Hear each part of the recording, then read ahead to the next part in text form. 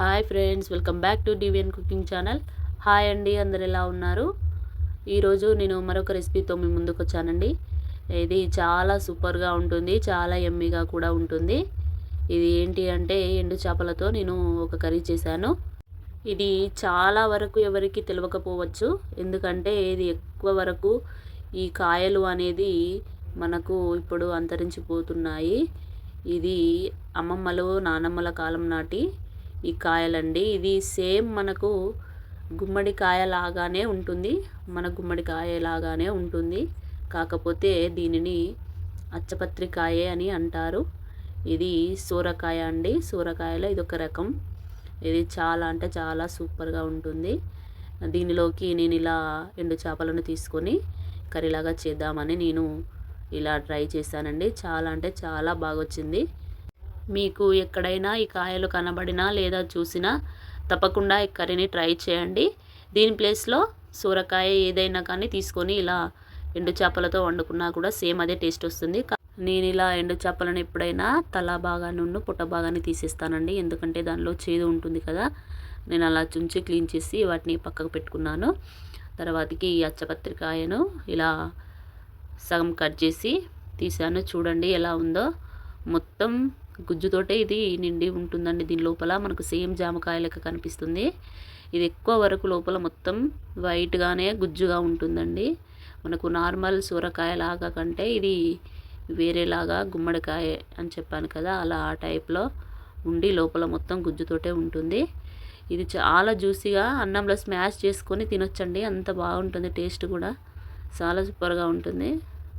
ఇలా కాయ మీద ఉన్న చెక్కును తీసేసి దీన్ని ఇలా చిన్న చిన్న ముక్కలుగా కట్ చేసుకొని కర్రీకి వీటిని రెడీ చేసుకోవాలండి. ఇలా నేను చూపిస్తున్నాను కదా, ఇంత సైజు ఉంటే సరిపోతుంది, బాగా పెద్దగా ఉన్నా ఉడకదు. ఇలా చిన్న చిన్న పీసులుగా కట్ చేసుకోండి. ఈ కాయ మీద ఉన్న పొట్టుతో బజ్జీలు వేసుకోవచ్చు, కర్రీ చేసుకోవచ్చు. చాలా రకాలుగా కూడా ఈ సూరకాయ పొట్టుతో చేసుకోవచ్చు అండి.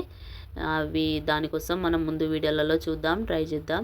ప్రజెంట్ మాత్రం నేను ఈ సూరకాయ కర్రీ, ఈ అచ్చపత్రికాయ కర్రీ అంటారు, దీన్ని నేను ఇప్పుడు చేయబోతున్నాను. దీనికి కావాల్సినవి కొన్ని ఆనియన్స్, అలాగే పచ్చిమిర్చి, కొత్తిమీర, ఇలా కట్ చేసుకున్న ముక్కలు, అలాగే వట్టి చేపలు, ఇవన్నీ రెడీ చేసుకొని పక్కకు పెట్టుకోవాలి. ముందుగా ఒక గిన్నెను స్టవ్ మీద పెట్టుకొని నేను ముందుగా చుంచుకున్న వట్టి చేపలను గిన్నెలో వేసుకొని వీటిని వేయించుకుంటున్నానండి. ఇలా వేయించుకోవడం వల్ల అది నీసు వాసన అనేది ఎక్కువగా రాదు, చాలా నీట్గా ఉంటాయి. అందులో ఇసుక కానీ దుమ్ము కానీ ఏదైనా నీట్గా అయిపోతుంది. వాటిని వేయించుకున్నాక కడిగి ఒక గిన్నెలోకి పక్కన పెట్టుకోవాలండి. తర్వాతకి మళ్ళీ ఒక మూకుడు పెట్టుకొని దానిలో కొద్దిగా మనకు కర్రీకి సరిపోయే ఆయిల్ వేసుకోవాలి. ఆయిల్ వేసుకున్నాక అందులోకి కొద్దిగా జీలకర్ర వేసుకోండి. మీకు ఈ కాయ ఎక్కడ దొరికినా కానీ తప్పకుండా తీసుకొని కర్రీని ప్రిపేర్ చేసుకోండి, చాలా సూపర్గా ఉంటుంది. జీలకర్ర వేగినాక అందులోకి 2 ఉల్లిపాయలు ఇలా చిన్నగా తురుముకొని వేసుకున్న వాటిని, అవి కొద్దిగా వేగినాక అలాగే పచ్చిమిర్చి వేసుకోవాలండి. ఈ పచ్చిమిర్చి మనము దీనిలోకి కారం వేయమండి. ఈ పచ్చిమిర్చితోటే మనకు కూరకు సరిపోయేలాగా, మీకు ఎక్కువ కారం తినేవాళ్ళు కొద్దిగా ఎక్కువ వేసుకోవచ్చు, తక్కువ తినేవాళ్ళు తక్కువ వేసుకోవచ్చు. మనకు ఈ మిర్చితోటే కర్రీ మొత్తం సరిపోతుందండి. ఇందులోకి కొద్దిగా సాల్ట్ వేసి మనం ముందుగా వేయించి పెట్టుకున్న వట్టి చేపలు ఉన్నాయి కదా, అవి కూడా ఇందులో వేసుకొని ఇవన్నీ గోల్డెన్ బ్రౌన్ కలర్ వచ్చేదాకా వేయించుకోవాలండి. ఇలా వేగినాక ఇందులోకి కొద్దిగా అల్లం వేసుకొని అది పచ్చివాసన పోయేలాగా వేయించుకోండి. వేయించుకున్నాక అలాగే మనకు కర్రీకి సరిపడా కొద్దిగా పసుపు వేసుకొని అంతా కలుపుకోవాలండి. ఇవన్నీ ఈ ఆయిల్లో మంచిగా ఫ్రై అయ్యాయంటే చాలా సూపర్గా టేస్ట్ ఉంటుంది. ఇలా ఫ్రై అయిన తర్వాతకి మనం ముందుగా కట్ చేసి పెట్టుకున్న ఈ అచ్చపత్రికాయ ముక్కలను ఇందులోకి వేసుకొని అదంతా కలిసేలాగా మంచిగా కలుపుకోవాలండి. నాకు ఈ కాయ ఎక్కడ తీసుకొచ్చాను అంటే, నేను అమ్మమ్మ వాళ్ళ ఇంటికి వెళ్ళినప్పుడు వాళ్ళ ఇంటి దగ్గరలో ఈ కాయకు సంబంధించిన తీగ ఉందండి. దానికి చాలా కాయలు కాసాయి. నన్ను తీసుకువెళ్ళమన్నారు కానీ నాకు ఈ లాంగ్ జర్నీ ఉంటుందని నేను సింపుల్గా ఒకటే తెచ్చుకున్నాను. ఇది తెంపగానే వెంటనే చిన్నగా ఒక క్లిప్ తీసానండి, దాన్ని ముందుగా యాడ్ చేశాను. నేను దీన్ని తీసుకురాగానే వెంటనే వండలేదు, నాకు కొద్దిగా టైం పట్టింది కర్రీ చేయడానికి.